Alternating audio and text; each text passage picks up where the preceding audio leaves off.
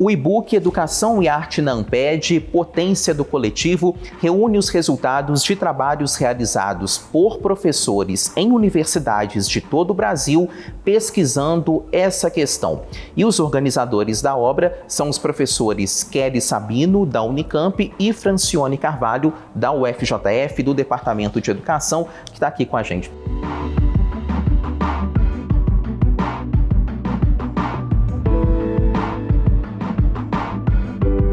Professor, muito obrigado pela presença aqui no Ponto de Encontro, seja bem-vindo. Para a gente começar, o livro ele reúne o resultado de pesquisas do GT Educação e Arte da Amped, que é a Associação Nacional de Pós-Graduação e Pesquisa em Educação. Para a gente começar, o que é a Amped e o que é esse GT? Qual é o trabalho que o GT realiza? Obrigado, Igor, pelo convite. A Amped, como você disse, Igor, é a Associação Nacional de Pesquisadores e de Pós-Graduação em Educação. Ela foi criada em 1978 e é uma associação que reúne programas de pós-graduação de todo o Brasil, de todas as regiões. Ela é organizada por grupos de trabalho. Esses grupos de trabalho se dedicam a alguns temas específicos da educação. Em 2006, foi criado o GT Educação e Arte. O GT ele vai reunir professores que trabalham nas linguagens artísticas e na formação, tanto na licenciatura, de artes visuais, de teatro, de música, de dança, como também alunos que estão nos programas de pós-graduação. A gente se reúne a cada 2 anos no GT Nacional, que inclusive este ano vai ser em João Pessoa. Na nossa última reunião nacional, nós percebemos que 2 anos era um tempo muito longo para nós ficarmos sem nos encontrarmos, dialogarmos. Então resolvemos fazer, no ano passado, o primeiro seminário dos grupos de pesquisa do GT 24. Esse seminário ele teve a participação de 22 grupos do Brasil todo, de universidades públicas, federais, estaduais, privadas. E o livro, organizado por mim e pela professora Kelly, é resultado desse seminário, que aconteceu em 2024. E aí, então, o trabalho desse grupo de trabalho demonstra como que a universidade, a academia, pode contribuir para essa interface entre educação e arte nas escolas da rede pública, inclusive da rede básica de ensino em geral. Sim, o campo do ensino de arte, da área de educação, é um campo muito consolidado no Brasil.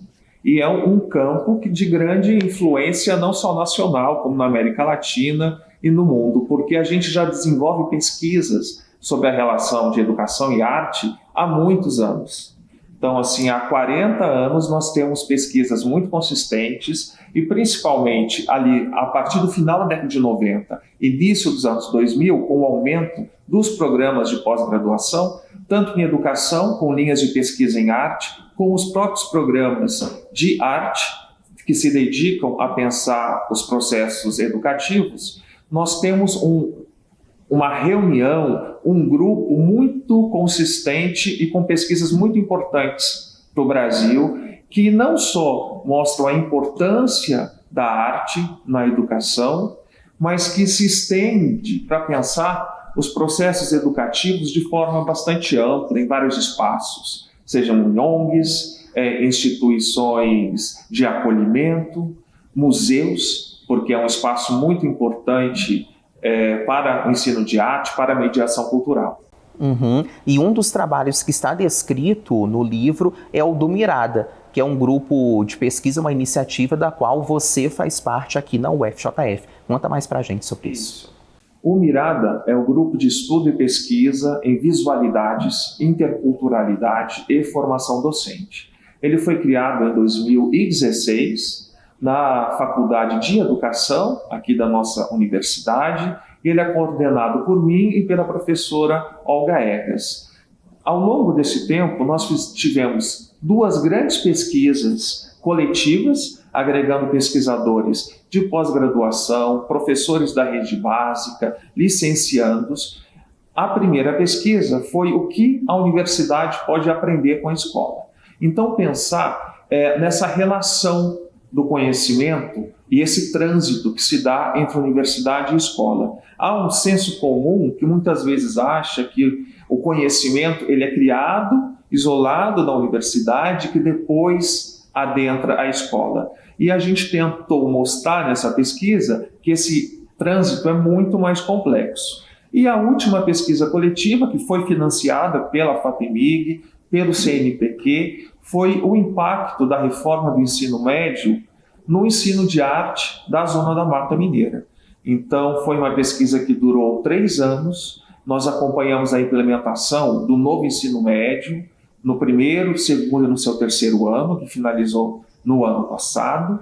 E a gente conseguiu perceber várias questões importantes para nós pensarmos, tanto a formação da licenciatura aqui na nossa universidade, como a aproximação e a potencialidade de nós colaborarmos com a rede e com as escolas públicas. E você falou de formação de professores, né?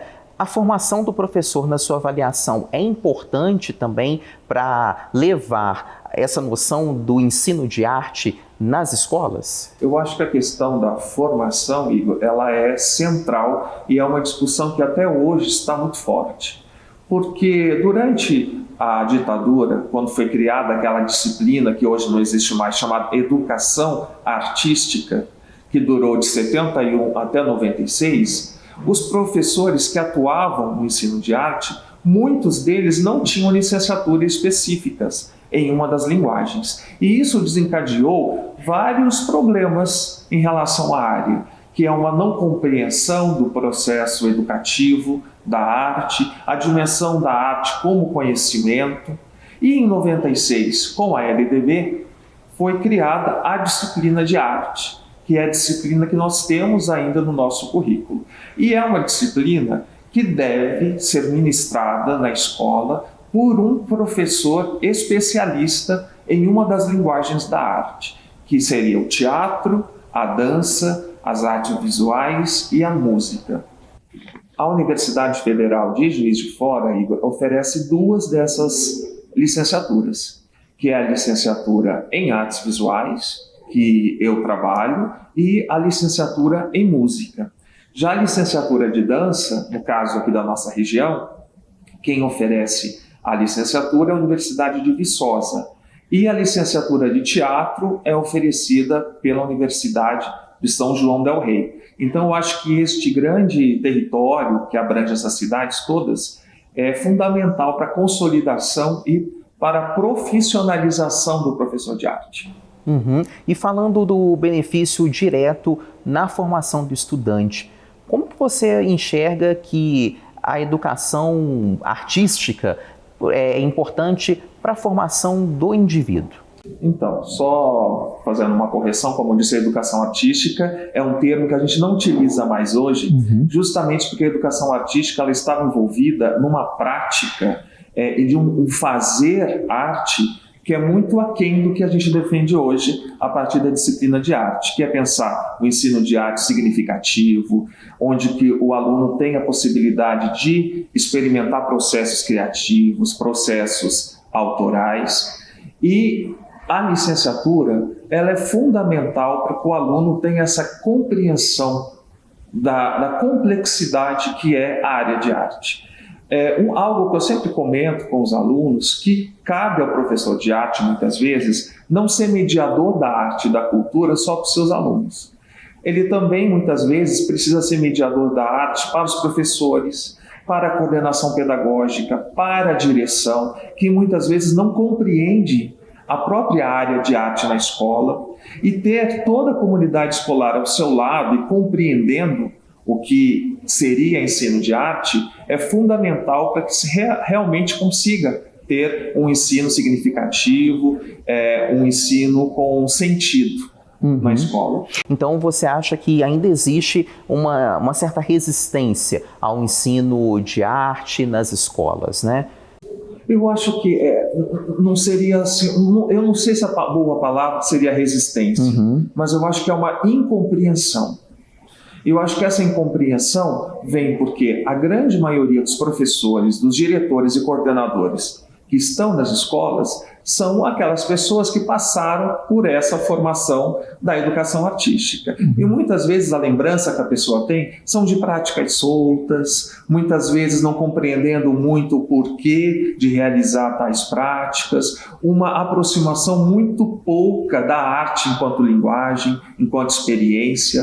Então a pessoa pega essa herança e muitas vezes essa herança influencia da forma como ela vê a arte na escola. Por isso que eu disse que é importante o professor de arte, a professora de arte, desconstruir um pouco os estereótipos e os imaginários que ainda perduram em relação à arte, como a questão da hierarquização das disciplinas, matemática e língua portuguesa como as disciplinas importantes e arte, filosofia, sociologia como disciplinas menos importantes, né? Eu acho que isso fala não só da escola, mas fala da sociedade. O que a gente valoriza, o que a gente não, a sociedade, a partir dos seus valores, a partir das suas escolhas, valoriza. Então, é sempre um trabalho de resistência, é sempre um trabalho de infiltrar um pouco nos lugares e contaminar com a arte e com a cultura. Uhum. E quais desafios futuros você enxerga para essa relação entre arte e educação? Uma coisa que a gente sempre discute muito na área é que mesmo com tantas pesquisas, com tanto tempo de produção de conhecimento sobre arte, a gente sempre tem ainda que ficar defendendo a presença da arte na escola. Porque quando se pensa em projetos políticos, cortes de gastos, a área de arte é a primeira que sente isso. Então, a gente tem que o tempo todo que nos organizarmos enquanto coletivo, enquanto associação, enquanto professores de arte, para a manutenção dessa disciplina, ao mesmo tempo, lutar para que as escolas tenham possibilidades de oferecer um ensino de arte com espaço adequado, com materiais adequados, com uma formação adequada desses professores e dessas professoras. Principalmente uma questão importante é o concurso público, e o concurso público a partir de linguagens específicas. Porque teve uma compreensão... Preciso da água de novo. Por favor. Muito quente, né? Não, eu estou tomando um remédio de estômago que destaca muito. Sim.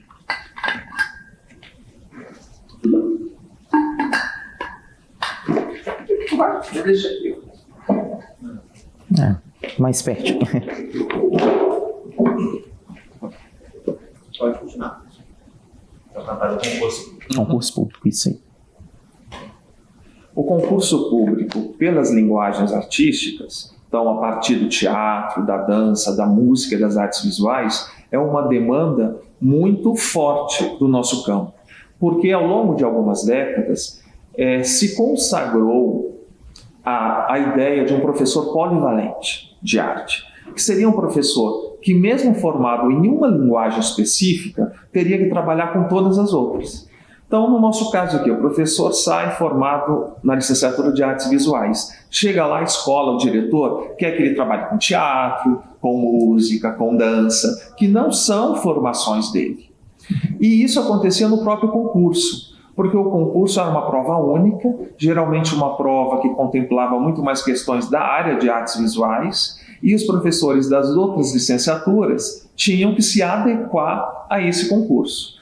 Mas isso é uma luta que a gente está reivindicando há muito tempo, e no caso da nossa cidade, em Juiz de Fora, foi uma conquista que nós conseguimos, porque no último concurso da rede municipal, a disciplina de arte, ela foi um concurso específico por linguagem. Então a pessoa se inscrevia na linguagem da arte e escolhia uma das modalidades artísticas para poder fazer a prova. E isso foi um ganho muito grande, porque fez com que a própria rede municipal tivesse uma diversidade maior das linguagens artísticas presentes na escola, como a questão da valorização da licenciatura inicial, né? Da formação inicial desse professor. Uhum. E voltando então a falar do e-book, né? Para quem é professor dessa área, tem interesse ou tem interesse em ser um professor da área de arte, né? Como que esse livro pode ser importante para esse professor e como que essa pessoa pode ter acesso a esse e-book?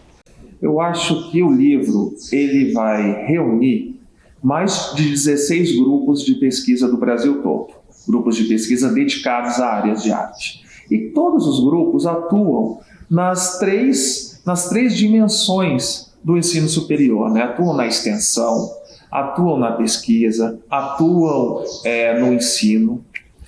E então cada grupo revela um pouco como pensa a arte nesses espaços. Então a gente mostra muitos trabalhos realizados em escolas públicas, em parceria com professores das diversas escolas no Brasil, a atuação desses grupos de pesquisa na extensão, ou seja, na relação da comunidade, e isso mostra muitas relações com o museu, com espaços culturais da própria universidade e formação contínua de professores, como no caso mesmo do Mirada, que é o grupo da Universidade Federal de Juiz de Fora, que está nessa publicação. A gente costuma, todos os anos, fazer uma parceria com a rede municipal de formação contínua do professor de arte. Então, mostrando ideias, conceitos, procedimentos que podem valorizar o ensino de arte na escola. Então, eu acho que o professor que já é formado vai encontrar no livro possibilidades, subsídios para rever a sua prática. Aquele professor que está em formação também vai conhecer um pouco as perspectivas contemporâneas do ensino de arte. E quem pretende fazer um mestrado, fazer um doutorado, também vai ter a oportunidade de conhecer um pouco as linhas de pesquisa que esses grupos se dedicam nas diversas universidades. Ok, professor. E aí, então, para a pessoa ter acesso, é só entrar no site da editora, é gratuito, não é isso? Isso. Diretamente no site da editora Pedro e João, diretamente no site do Mirada, Mirada Edu, ou na própria página da Amped. Ok, professor. Muito obrigado. Conversei com o professor Francione Carvalho, do Departamento de Educação da UFJF. Obrigado, professor, mais uma vez pela presença aqui no Ponto de Encontro.